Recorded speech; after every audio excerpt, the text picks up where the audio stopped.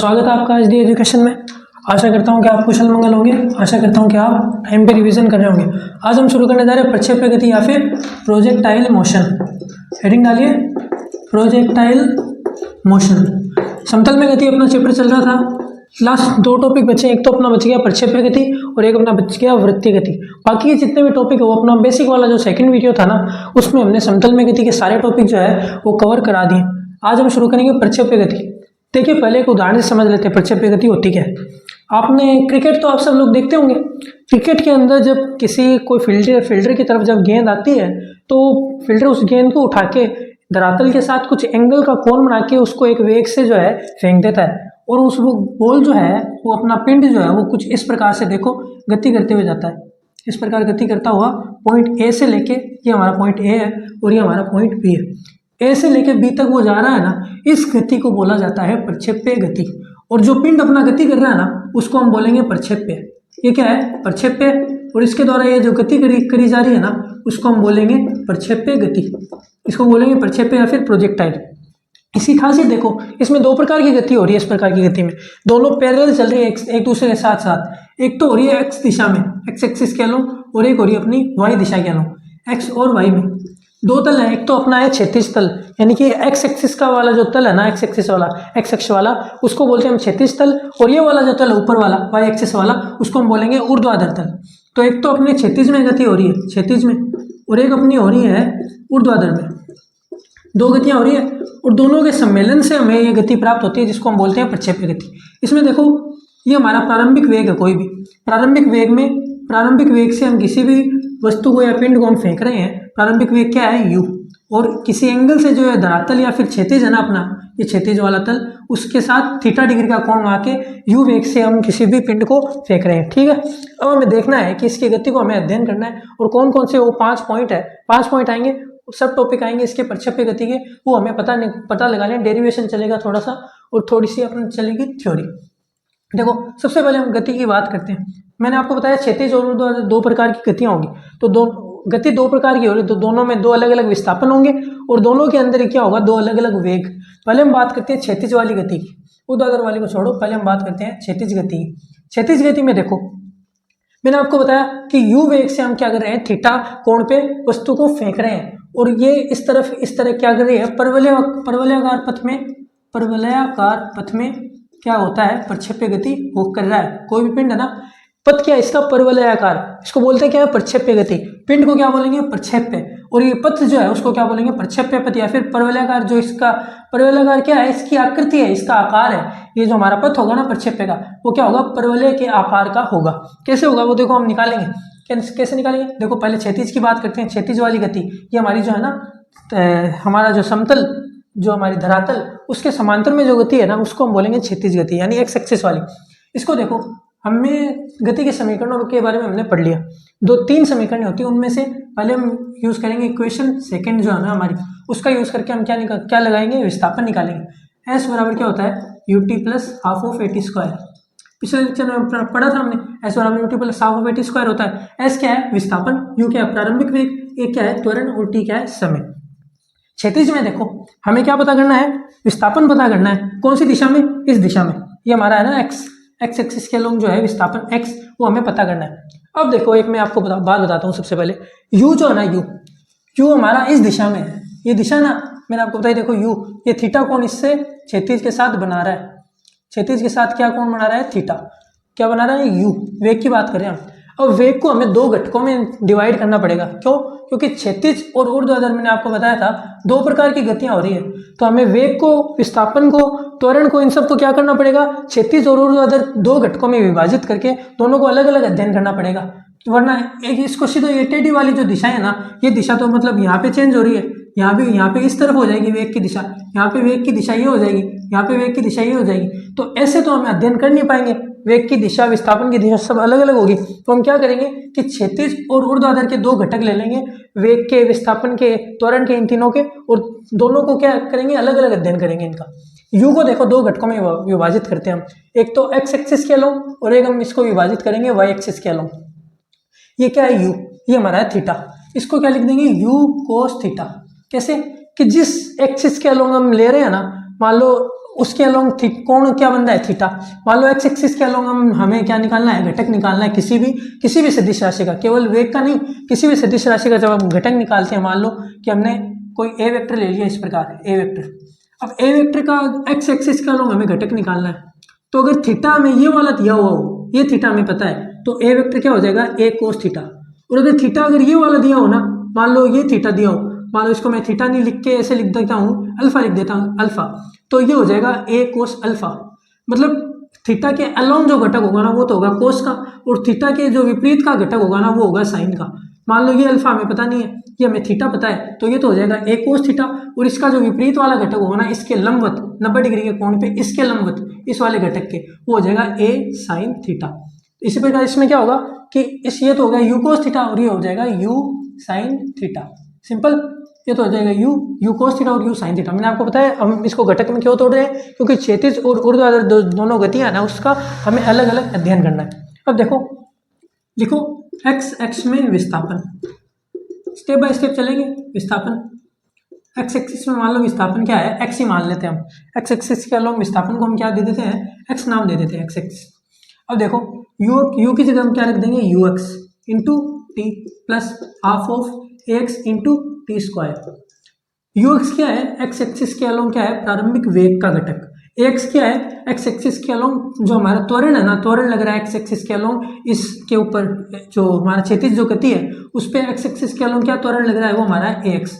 अब मैं आपको एक बात बताता हूँ इंपॉर्टेंट, देखो जो हमारी गति हो रही है ना प्रक्षेप्य की, उसमें दो प्रकार के त्वरण लगेंगे। एक तो एक्स एक्सिस के अलोंग हमें पता करना है ए एक्स, और एक हमें पता करना है ए वाई, तभी तो हम दोनों के मान जो है वो गति की समीकरणों में रख पाएंगे। तो देखो एक्स क्या होता है, ये आपको याद रखना है कि एक्स हमेशा जीरो होगा। एक जीरो क्यों होगा कि देखो इस तरफ की हम गति की बात कर रहे हैं एक्स एक्सिस के अलोंग की, इसके अंदर कोई भी हमें हमारा जो बाहर से जो त्वरण है ना कोई भी नहीं लग रहा, जिस वेग से हमने फेंक दिया ना उसी वेग से वो जाती जाएगी, इसका मतलब क्योंकि कोई बाहरी त्वरण इस पे लग ही नहीं रहा, यानी कि एक्स एक्सिस के अलोंग इस पे बाहर से कोई त्वरण नहीं लग रहा, इसलिए एक्स की वैल्यू क्या हो जाएगी जीरो। इसी प्रकार जब हम वाई की बात करेंगे ना, ये हमारा वाई एक्सिस है, इसके अलोंग जब हम त्वरण की बात करेंगे तो एक त्वरण आपको सीधा लगता हुआ दिख रहा होगा जो कि अपना है नीचे की तरफ गुरुत्वीय त्वरण, यानी कि जी। और जी जब भी नीचे की तरफ लगे और वस्तु ऊपर की तरफ जा रही हो ना, तो ए वाई को हम क्या ले लेंगे, जी माइनस का जी। तो ए वाई की वैल्यू तो क्या हो जाएगी माइनस जी, और ए एक्स की वैल्यू हो जाएगी जी जीरो। ठीक है, अब आपको एक बात और इससे पता चल गई, हमें क्या पता चला कि जब भी कोई वस्तु ऊपर की ओर गति कर रही हो, जब भी वेग का मान क्या हो ऊपर की तरफ हो और जी नीचे की तरफ, तो जी तो हमेशा नीचे की तरफ ही लगेगा, लेकिन वेग का मान अगर ऊपर की तरफ हो ना तब तो त्वरण को क्या ले लेना है, माइनस का जी। और अगर वेग का मान त्वरण की दिशा में यानी कि नीचे की तरफ आ रही हो वस्तु, तो हमें जी का मान क्या लेना है, प्लस का जी। ये बात आपको याद रखनी है, ये आपको बहुत आगे भी बहुत जगह पे काम आएगी, याद रखना आप। ठीक है, अब हमें क्या करना है, एक्स की वैल्यू रखनी है। एक्स की वैल्यू मैंने आपको बताई थी कि ये क्या होगी, ये तो जीरो है, एक्स की दिशा में कोई त्वरण लग ही नहीं रहा, तो एक्स की वैल्यू क्या आ जाएगी, एक्स बराबर यू एक्स इंटू टी। अब मैंने आपको बताया था कि ये जो है एक्स के अलोंग यू का घटक, उसको हम क्या बोल देंगे, यू एक्स, और ये क्या हो जाएगा हमारा यू वाई। ये तो हो गया यू एक्स और ये हो गया यू वाई। तो यू एक्स की वैल्यू क्या आ जाएगी, U cos theta into T बराबर एक्स। तो ये आ गया अपना एक्स का मान। इसी प्रकार हम y का मान निकालेंगे, y बराबर क्या हो जाएगा, y बराबर u y into t plus 1/2 a y into t square. U y की वैल्यू मैंने आपको बताई थी, ये देखो y की दिशा में ये ऊर्ध्वाधर वाला विस्थापन है, ये तो हो गया क्षैतिज वाला विस्थापन, दोनों विस्थापन है, और ये ऊर्ध्वाधर वाला विस्थापन। y की बात करते हैं, देखो y के लिए u sine theta u y की वैल्यू है, तो ये होगा u साइन थीटा।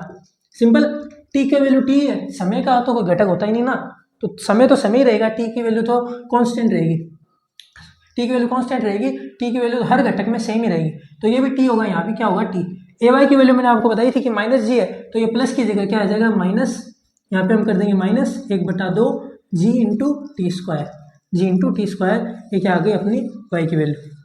ये तो आ गया क्षैतिज के अंदर, मतलब एक्स एक्सिस के अलोंग विस्थापन, और ये आ गया ऊर्ध्वाधर यानी वाई एक्सिस के अलोंग, वाई समतल के अंदर विस्थापन क्या आ गया, ये समय के साथ किस तरह चेंज हो रही है, ये इसको ही बोलते हैं विस्थापन, और इसको हम बोलेंगे निर्देशांक भी इसको ही बोल सकते हैं। मान लो इस पॉइंट पे है, मैं आपको उदाहरण समझाता हूँ कि मान लो ये जो हमारा पिंड है ना, ये गति करता करता यहाँ तक आ गया, इस किसी पॉइंट पे, यहाँ पे इसका विस्थापन क्या है सॉरी विस्थापन या निर्देशांक बोल दो आप, दोनों कोऑर्डिनेट दोनों क्या है, एक ही चीज़ है। तो एक्स और वाई को कैसे हम निकालेंगे, इस वैल्यू के अंदर समय अगर हमें पता है और यू का मान अगर हमें पता है, थीटा का मान पता है, तो इससे हमारा क्या क्या आ जाएगा, कोऑर्डिनेट्स या फिर निर्देशांक एक्स और वाई के हमारे पास आ जाएंगे। ठीक है, ये तो हो गई विस्थापन की बात। अब हम बात करते हैं वेग की, कि वेग कैसे निकालेंगे। देखो वेग निकालने का सबसे इजी तरीका हमारे पास क्या है, अपने पास आता है, हम हमारी जो गति की पहली समीकरण है उससे निकाल सकते हैं हम सीधा। गति की पहली समीकरण क्या है, पहले तो हमने गति की दूसरी समीकरण यूज कर ली, एस बराबर U T plus half of A T square, उससे क्या आ गया विस्थापन। वेग कैसे आता है, गति की पहली समीकरण से, v बराबर you plus A T, v बराबर यू प्लस ए टी। मैंने आपको बताया क्षैतिज और ऊर्ध्वाधर दो अलग अलग चलेंगे, दोनों में अलग अलग वेग होगा, अलग अलग विस्थापन होगा, अलग अलग त्वरण होगा दोनों के अंदर। पहले क्षैतिज की बात करते हैं, तो क्षैतिज दिशा में वेग या फिर एक्स एक्स के अलोंग, एक्स एक्स के अनुदिश वेग, एक्स एक्स के अनुदिश वेग क्या होगा, कुछ समय के बाद में क्या हो जाएगा। देखो पहले v की बात करते हैं, तो v को हम क्या क्या लिख सकते हैं, वी एक्स, यहाँ पे लिख देता हूँ, वी एक्स बराबर U X plus A X into T, X दिशा में, इसलिए सबके नीचे क्या हमने लगा दिया एक्स। यू एक्स की वैल्यू क्या है, यू कोस थीटा, तो ये आ जाएगी U cos theta plus A X की वैल्यू मैंने आपको बताई 0 है, तो ये हो जाएगा 0, तो ये कट जाएगा, ये वाला पार्ट जो है वो हमारा कैंसिल हो जाएगा, 0 हो जाएगा। तो यू कोस थीटा आ जाएगा हमारे पास, क्या आ जाएगा, वी एक्स की वैल्यू हम इसको कैसे लिख सकते हैं कि वी एक्स बराबर यू कोस थीटा, ये अपना आ गया वी एक्स की वैल्यू। इससे अपने को क्या समझ में आया कि देखो एक्स एक्सिस में कोई त्वरण तो लेकिन लग नहीं रहा, मैंने आपको बताया था ए एक्स की वैल्यू हमेशा 0 होगी। इससे हमें क्या पता चला कि वी एक्स की वैल्यू जो है, यानी कि एक्स एक्सिस के अलोंग जो हमारा वेग है वो हमेशा हमेशा जो है कांस्टेंट रहेगा, कितना रहेगा, यू कोस थीटा, यानी कि ये क्या है, एक नियत वैल्यू है, यानी ये क्या है, एक नियत वैल्यू है। ओके, अब हम बात करते हैं वाई एक्स के अलोंग, यानी कि ऐसे लिख लो वाई एक्सिस, वाई एक्स के अनुदिश, वाई एक्स के अनुदिश, वाई एक्स के अनुदिश जब बात करते हैं हम, तो वाई एक्स के अनुदिश हम कैसे लिखेंगे इसको, वी वाई बराबर u y plus a y into t. तो यू वाई की वैल्यू क्या आ जाएगी, यू साइन थीटा, देखो मैंने आपको बताया था ये यू वाई अपना, तो ये आ जाएगा u sine theta plus u sine theta plus a y की वैल्यू कितनी है, माइनस जी। सिंपल है, बस कुछ नहीं करना, आपको मान रखते जाने, तो आ जाएगी माइनस का जी इंटू टी, तो ये क्या आ गई, वी वाई की अपनी वैल्यू, सिंपल। तो ये आ गया अपना एक्स एक्सिस के अनुदिश वेग, और ये आ गया अपना वाई एक्सिस के अनुदिश वेग, ये वाला एक्स वाला, ये आ गया वाई वाला, दोनों के मान अपने पास आ गए। अब हमें देखो आगे चलते हैं, हमें निकालना क्या है सबसे पहले, ये तो अपना सिंपल विस्थापन और वो विस्थापन और वेग का मान आ गया। अब हम क्या करेंगे, हमें निकालना है पथ की समीकरण। हमारा पहला जो सब टॉपिक होने वाला है वो पथ की समीकरण है। ये पथ की समीकरण का ही पार्ट मान लो आप, ऐसे ऐसे मान लो, या फिर सीधा प्रक्षेप्य गति के नीचे लिख लो ये सब। ये तो व्यक्त कर रहा है एक्स एक्सिस के अलोंग विस्थापन, ये वाई एक्सिस के अलोंग, ये एक्स एक्सिस के अलोंग वेग, और ये वाई एक्सिस के अलोंग किसी भी समय पर वेग। अब देखो टॉपिक लगाओ, सब टॉपिक नंबर 1 क्या है अपना, पथ की समीकरण। सिर्फ पेपर में डायरेक्ट पूछा जाएगा कि प्रक्षेप्य के पथ के समीकरण का जो सूत्र है ना, वो उसको व्युत्पन्न करके दिखाइए, आप उसकी व्युत्पत्ति बताइए, यानी कि डेरिवेशन हमें बताना पड़ेगा। तो कैसे बताएंगे, देखो पथ के समीकरण में आपको क्या करना है कि आपको जो समय है ना टी उसको हटाना है। कहाँ से हटाना है, देखो ये है एक्स की एक्स का हमारा जो मान है, और ये हमारा वाई का जो मान है, इसमें टी आ रहा है, इसमें भी टी आ रहा है, यानी कि विस्थापन है ना, विस्थापन, उन दोनों में टी का मान आ रहा है। इन टी को अपन को क्या करना है, हटाना है, और एक्स और वाई को एक दूसरे से रिलेट करना है, एक दूसरे से कनेक्ट करना है दोनों को। कैसे करेंगे वो देखो, एक्स बराबर यू कोस थीटा टी है, इसका यूज करेंगे सबसे पहले, एक्स बराबर you cos theta into T. इससे टी की वैल्यू क्या आ गई, टी बराबर x upon you cos theta, x upon you cos theta. अब लिखो टी का यह मान, इक्वेशन मान लो इसको हमने दे दी इक्वेशन 1, ये हमारी हो गई इक्वेशन 1, और ये हमारी हो गई इक्वेशन 2। तो x का ये मान जब हम इक्वेशन 2 में रखते हैं, u साइन थीटा टी वाली में, y वाली में, तो क्या होगा, y बराबर u साइन थीटा, और t की वैल्यू क्या रख दी हमने, x upon you cos theta, x upon you cos theta, ठीक है। माइनस में 1/2 जी, टी स्क्वायर की वैल्यू क्या रख देंगे हम, x square upon u square cos square theta, you square cos square theta, ठीक है। अब हमें क्या करना है, देखो सिंपल भाई, अपन ने ट्रिग्नोमेट्री आपने पढ़ी होगी, साइन अपॉन कोस क्या होता है भाई, sine upon cos tan theta होता है, तो ये साइन अपॉन कोस, यू से यू कट गया, तो y बराबर x tan theta minus 1/2 g x square upon u square cos square theta. ये अपना क्या आ गया, पथ का समीकरण। इसको बोलते हैं प्रक्षेप्य के पथ की समीकरण। किन किन में रिलेशन है, एक्स में, वाई में और थीटा के अंदर और यू के अंदर जो है रिलेशन आ गया। टी को हमने क्या कर दिया, हटा दिया, टी को रिमूव कर दिया। किससे, एक्स और वाई का जो विस्थापन में जो टी आ रहा था ना, उन दोनों को हटा भी दिया और दोनों को एक दूसरे से रिलेट भी कर दिया। इससे हमें क्या मिल गई, पथ की समीकरण। पथ की समीकरण से हमें देखो क्या पता चल रहा है कि अगर हमें x का मान पता हो, किसी भी बिंदु पे x का मान पता हो और हमें u थीटा और इसका क्या बोलते हैं g का मान हमें दे रखा हो, तो हम सीधा क्या कर सकते हैं, x का मान ज्ञात होते ही y का मान ज्ञात कर सकते हैं। इसी प्रकार अगर y का मान हमें पता हो और हमें थीटा और u का मान दिया हो ना, तो हमें x का मान सीधा इससे ज्ञात हो जाएगा। इसको बोलेंगे हम प्रक्षेप्य के पथ की समीकरण। अगला पॉइंट लगाइए, अगला पॉइंट लिखिए आप दूसरा, इसी के अंदर प्रक्षेप्य गति के अंदर अधिकतम ऊंचाई का समय लिखिए।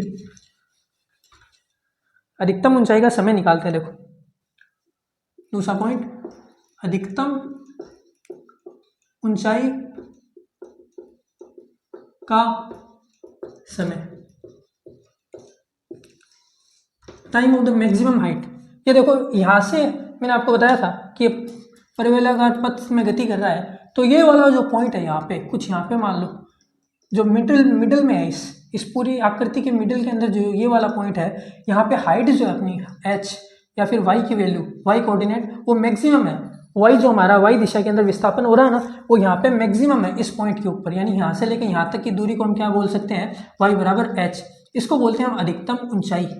पहले हमें क्या निकालना है, अधिकतम ऊंचाई का समय कितना लग रहा है। पहले इस पॉइंट तक आने में, मान लो इस पॉइंट को हम मान लेते हैं P, तो A से लेके P तक प्रक्षेप्य को आने में समय कितना लग रहा है वो हम निकालेंगे। सबसे पहले उसको बोलते हैं अधिकतम ऊंचाई का समय।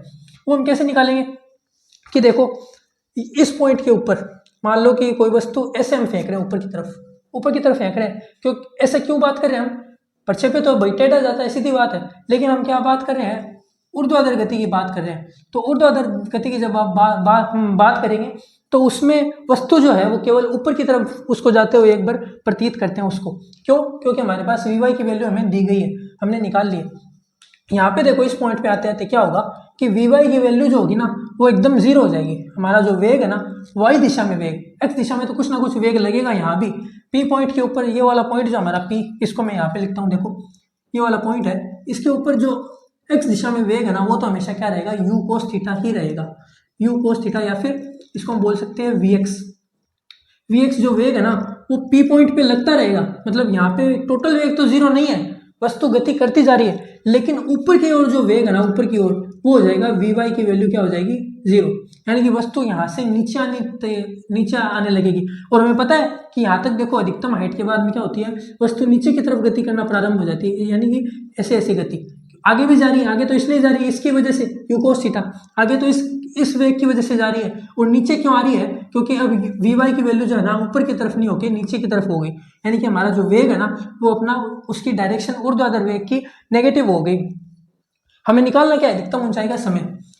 इसकी हेल्प से हम क्या करते हैं, अधिकतम ऊंचाई का समय निकाल सकते हैं। वो देखो कैसे, Vy की वैल्यू मैंने आपको बताई थी कि जीरो हो गई, तो Vy की वैल्यू हम क्या रख देंगे, जीरो बराबर u sin theta minus gt। यही तो है हमारी Vy की वैल्यू। अब देखो जीरो रखते क्या आ गया, u sin थीटा बराबर क्या आ गया, gt को हम इस तरफ ले आए, या फिर u sin थीटा को मान लो इस तरफ ले आए, तो ये दोनों एक दूसरे के बराबर हो गए।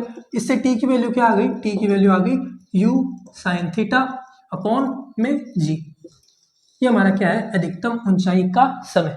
ठीक है, सिंपल, क्लियर। अब देखो तीसरा टॉपिक अपना, जो हमारा टॉपिक है, सब टॉपिक तीसरा वो है अधिकतम ऊंचाई। तो हम निकालेंगे अधिकतम ऊंचाई या फिर h। t की वैल्यू अपने पास आ गई है, क्या, अधिकतम ऊंचाई, यहाँ तक P बिंदु तक पहुंचने में लगने वाला समय। y की वैल्यू मैंने आपको बताई थी, अभी मैंने आपको बताया था s बराबर ut plus half of 80 square से। 80 स्क्वायर से हमने क्या निकाला था, s की वैल्यू क्या निकाली थी, y में जो ऊर्ध्वाधर विस्थापन है ना उसमें। तो u की वैल्यू हमने क्या रख दी थी, u sin थीटा, और t की वैल्यू यही थी, प्लस हाफ ऑफ, प्लस की जगह माइनस आ जाएगा, माइनस 1/2 gt स्क्वायर। ये आपको बार बार प्रैक्टिस करनी है। मतलब मैं आपको ऊर्ध्वाधर गति की बात कर रहा हूँ, तो ऊर्ध्वाधर विस्थापन निकालना है, तो u की वैल्यू की जगह क्या रख देंगे हम, uy। ये क्या है, u sin थीटा, ये क्या है हमारा uy है, मैं आपको पिछला जो मैंने मिटाने से पहले लिखा था ना, उसमें यह मैंने आपको समझाया था। और जी क्या है, ये माइनस का, और जी ये माइनस जी क्या है, ये हमारा है इतना इतना माइनस का जी, ये माइनस, और ये जी का वाला पार्ट ये अपना है ए वाई, ये हमारा है ए वाई। और ये 1/2 को एक बार इस तरफ लिख देता हूँ मैं, 1/2। ठीक है, इससे क्या पता चला हमें कि हमें निकालना क्या है, अधिकतम ऊंचाई निकालनी है। यानी कि ऊर्ध्वाधर हम विस्थापन की बात कर रहे हैं। ऊर्ध्वाधर विस्थापन जब अधिकतम होगा ना, तो y की वैल्यू क्या हो जाएगी, h के बराबर। तो हमें निकालना है h, तो y को हम रख देंगे h के बराबर, और t है ना, t वो हो जाएगा अपना अधिकतम ऊंचाई में लगने वाला समय। तो हमारे पास आ जाएगा u साइन थीटा, t की वैल्यू हमें रख देंगे ये u साइन थीटा अपॉन जी। देखो ये वैल्यू है ना, इसको हम रख देंगे यहाँ पे, इस पॉइंट पे, u साइन थीटा इंटू जी, माइनस यहाँ पे रख देंगे जी, और ये t²/2 है ना, इसकी जगह पे क्या रख देंगे, ये u² sine square theta upon G square और बट्टा में 2, ये g/2, और ये माइनस अपना लगा हुआ है। अब देखो आगे लिखते हैं हम, यहाँ पे इसको मिटा देते हैं।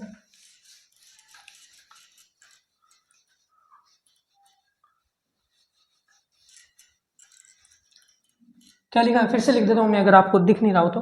h बराबर क्या है, h बराबर u sine theta into U sine theta upon G. ये कैसे है, मैंने आपको बताया, ये है t, u sine theta upon G है ना, वो अपना है t, माइनस 1/2 जी, फिर t² की जगह फिर से वही u² sine square theta, u² sine square theta upon g²। तो ये क्या आ गया, u साइन थीटा, इसका स्क्वायर हो जाएगा u का और साइन का, तो सीधा क्या आ जाएगा, बराबर में u² sine square theta upon G, minus 1/2 G से एक जी कट जाएगा, तो ये आ जाएगा u² sine square theta upon में जी, ये स्क्वायर होगी, ये u² sine square theta upon में जी। अब इसको देखो आप, ये तो है h अपना, h की वैल्यू। अब इसको देखो, ये पार्ट ये सेम है, और ये वाला पार्ट भी क्या है, सेम। तो देखो हम किसी भी नॉर्मल ऐसे बात करते हैं कि a माइनस 1/2 a माइनस 1/2 क्या होगा, 1/2 सिंपल है ना, एक में से आधा घटाएंगे तो क्या आ जाएगा, आधा ही आ जाएगा। इसी प्रकार ये वाली और ये वाली क्वांटिटी सेम है, तो h की वैल्यू क्या आ जाएगी अपने पास, सीधी 1/2 u² sine square theta upon में जी। ये हमारा क्या आ गया, h की वैल्यू, यानी कि अधिकतम ऊंचाई हमारे पास क्या आ गई, 1/2 u² sine square theta upon G. Simple, अधिकतम ऊंचाई का समय हो गया, अधिकतम ऊंचाई अपने पास आ गई। 3 अपने टॉपिक तक हो चुके हैं। अब चलो बात करते हैं अगले टॉपिक की, चौथे वाले की। स्टेप बाय स्टेप चलते गए बस, और कुछ नहीं किया। क्या डेरिवेशन इजी तो है एकदम, आप एक बार कर लोगे ना खुद अपने हाथ से, तो मतलब एकदम क्लियर हो जाएगा, कोई इसमें परेशानी वाली बात ही नहीं है। चौथा पॉइंट लिखो, चौथा जो हमारा सब टॉपिक है वो अपना है उड्डयन काल, उड्डयन काल या फिर time of flight, time of flight. Time of flight की बात करते हैं। देखो उड्डयन काल की, उड्डयन काल में देखो आप, क्या हमें पता है उड्डयन काल होता क्या है वो बताता हूँ। देखो पहले ए से लेके बी तक जो है अपनी वस्तु जो है जा रही है। पहले मैंने बात की थी कि अधिकतम ऊंचाई में लगने वाला समय है वो क्या होगा, जब अपना प्रक्षेप्य जो है वो ए से लेके पी तक आया, उसको तो हम बोलेंगे अधिकतम ऊंचाई वाला समय। उड्डयन काल क्या होगा या फिर टाइम ऑफ फ्लाइट क्या होगा, जब वस्तु जो है वो ए से बी तक पूरा उसने चक्कर लगा लिया, यानी प्रक्षेप्य जहाँ से शुरू हुआ और प्रक्षेप्य की गति जहाँ पे अंत हुई, इस पूरे पथ को कवर करने में जितना समय लगा उसको हम बोलते हैं टाइम ऑफ फ्लाइट। पूरी फ्लाइट का जो टाइम है, पूरे पथ को कवर करने में लगने वाला जो टाइम है उसको हम बोलेंगे उड्डयन काल या फिर time of flight. Time of flight की एक विशेषता बताता हूँ। देखो जैसे कि हमने अभी पता लगाया था, ये हमारा जो अधिकतम ऊंचाई वाला समय है उसको पता लगाने के लिए हमने क्या किया कि यहाँ पे वी वाई की वैल्यू होती है ना, यहाँ पे इस बिंदु पे पी बिंदु पे वी वाई की वैल्यू क्या हो जाती है, 0। इसी प्रकार बी पे देखो क्या 0 हो रहा है, हमारा दो कोऑर्डिनेट्स की हमने बात की थी, एक तो एक्स की और एक वाई की। यहाँ पे एक्स की वैल्यू जो है वो तो है r, मान लो ए से लेके बी तक की जो डिस्टेंस है ना उसको हम बोलते हैं परास। ए से लेके बी तक की जो डिस्टेंस है उसको हम बोलते हैं परास, यानी कि बी बिंदु पे हमारा जो एक्स कोऑर्डिनेट है ना, एक्स निर्देशांक वो क्या है, r के बराबर है, सिंपल। और वाई कोऑर्डिनेट जो है ना वो क्या है, 0। वाई कोऑर्डिनेट यहाँ पे इस बी बिंदु पे क्या है, 0 है। वाई यहाँ पे भी 0 है, यहाँ पे भी वाई 0 है, ए पे क्या है, वाई बराबर 0 है। इसी प्रकार वाई पे बी पे भी क्या है, वाई बराबर 0।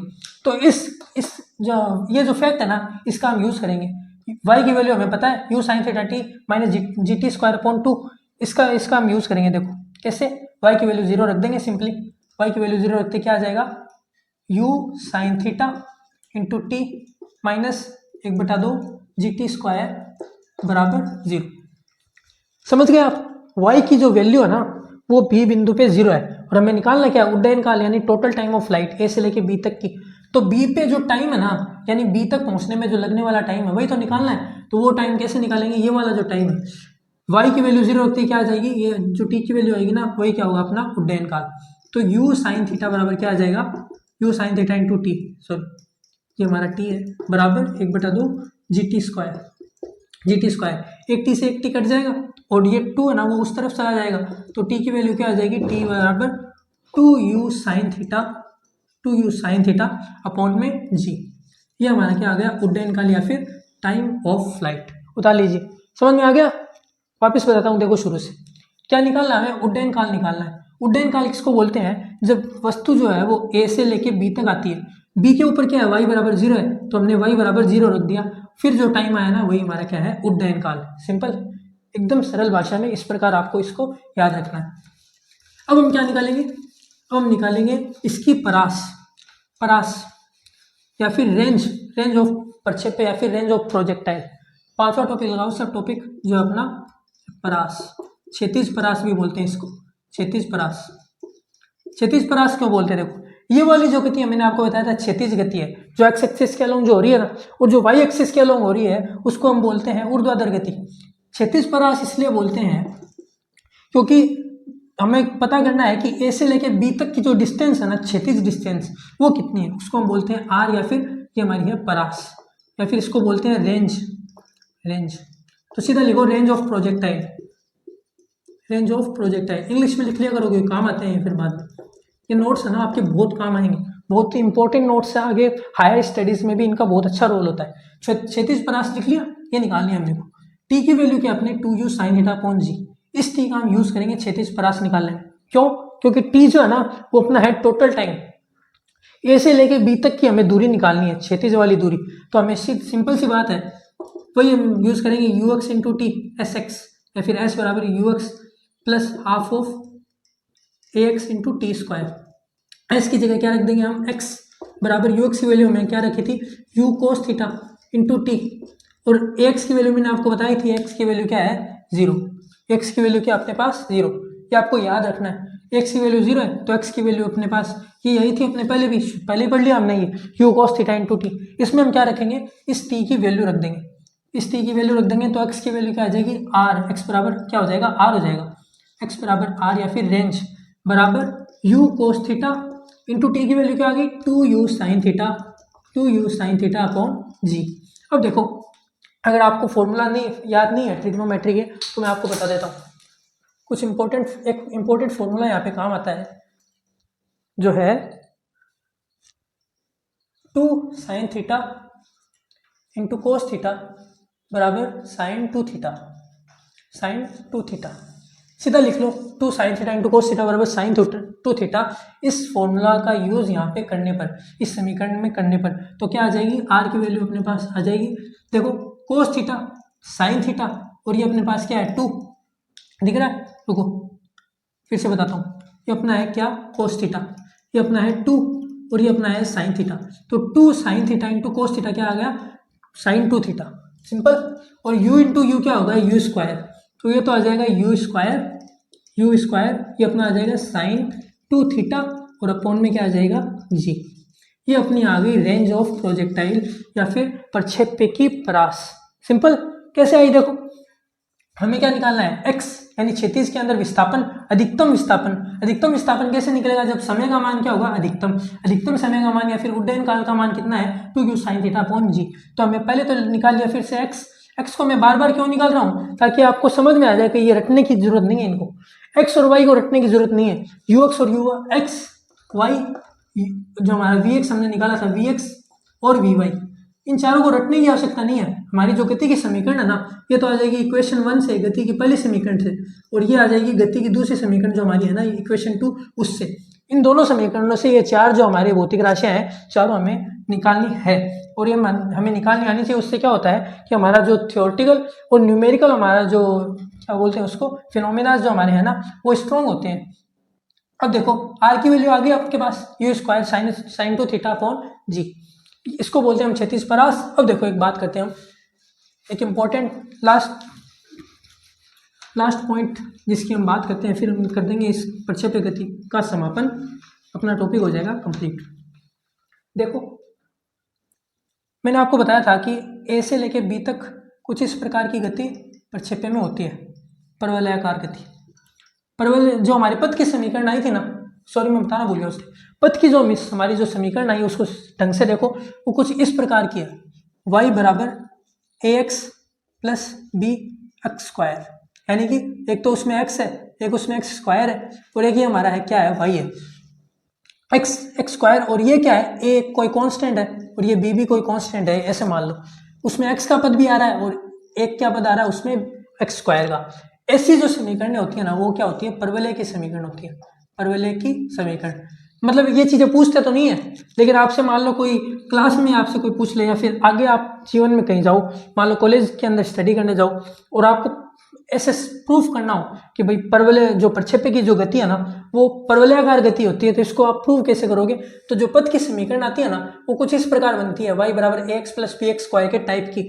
तो इस प्रकार के जितने भी हमारे जो समीकरणें होती है वो किसको रिप्रेजेंट करती है, परवलय को। इससे हमें क्या पता चलता है कि प्रक्षेप्य की गति क्या है, परवलयाकार।